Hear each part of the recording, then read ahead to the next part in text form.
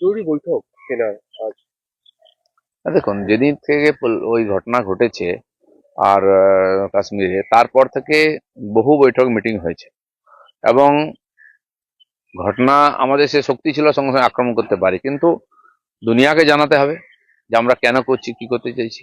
ভারতের প্রত্যেকটি নাগরিককে সঙ্গে নিতে হবে।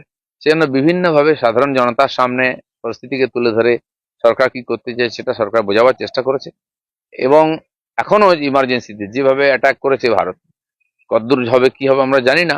পরবর্তী যে স্টেপ হবে তার জন্য প্রতিনিয়ত মিটিং সিটিং চলছে, আর আমরা সেটা যখন অ্যাক্টিভিটি হবে বুঝতে পারবো। দাদা 2016 যোগ্য প্রার্থী আজকে বিকাশ অনুষ্ঠানে আন্দোলন করছে, সেখানে পুলিশ একটা চিঠি দিয়ে জানিয়েছে যে একটা গন্ডগোল হচ্ছে, আপনার আন্দোলন তুলে নিচ্ছে। কোন পার্টি? 2016 যোগ্য চাকরি প্রার্থী। ঠিক আছে, দেখুন দুটো জিনিস। এক তো চাকরি প্রার্থী যারা আছেন তারা আন্দোলন আজ করছেন না, কয়েক বছর করছেন।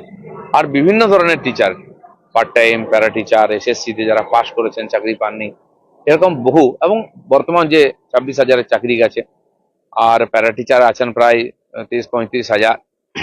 তারা লড়াই করছেন তাদের হকের জন্য, লড়াই চলবে। তো এটা ঠিক যে সরকার যে দিক নির্দেশ জারি করেছে বা কখনো মকডিল হচ্ছে, এটা মাথায় রেখে তাদের আন্দোলন করা উচিত, যাতে সমাজ, সাধারণ মানুষ, পুলিশ, প্রশাসন এই যুদ্ধের সময় অসুবিধা না পড়ে। কিন্তু আন্দোলন বন্ধ করার কথা কেউ বলছে না, বিভিন্ন রকম ভেদ আছে, বা যেখানে সেখানে জমায়েত হলে সেটাও রিস্কের ব্যাপার আছে। তো সেটা জেনে আমার মনে হয় আন্দোলনটা করা উচিত, আন্দোলন অবশ্যই করা উচিত। গতকাল রাতেও জম্মু এবং অমৃতসরে ড্রোন হামলা পাকিস্তানের, পাল্টা ভারতে। পাকিস্তানের প্র্যাকটিক্যালি এই 2-3 দিনে কোমর ভেঙে গেছে। তারা, ভারত ভাবছে যেরকম ভারত বাইরের থেকে অ্যাটাক করছে ওদের টার্গেটকে, তারা ওইভাবে করার চেষ্টা করছে, কিন্তু ভারতের টেকনোলজি, হাতিয়ার, ইঞ্জিনিয়ার, এক্সপার্ট অনেক বেশি এগিয়ে।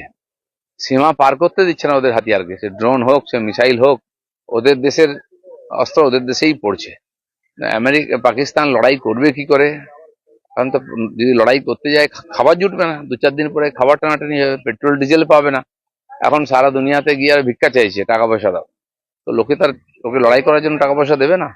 এর আগে টেরোরিজমকে আটকাবার জন্য টাকা দিয়েছিল, সেটা টেরোরিজমের পেছনে লাগিয়েছিল ওরা। তো বিশ্বাসভঙ্গ হয়ে গেছে, আজ পাকিস্তানের সঙ্গে কেউ নাই। এই যুদ্ধে আবহে সিন্ধু চুক্তি থেকে সরলো বিশ্বব্যাংক। দেখুন, যুদ্ধ বিগ্রহ চলছে, অনেক কিছুই হবে, আবার পরিস্থিতি স্বাভাবিক হলে তখন বোঝা যাবে কি হবে। এখন রিস্ক নিয়ে কেউ কিছু করবে না। শেয়ার মার্কেটেও প্রভাব পড়ছে, অন্যান্য সব জায়গায় পড়ে, লোক বুঝতে পারছে না কি হবে।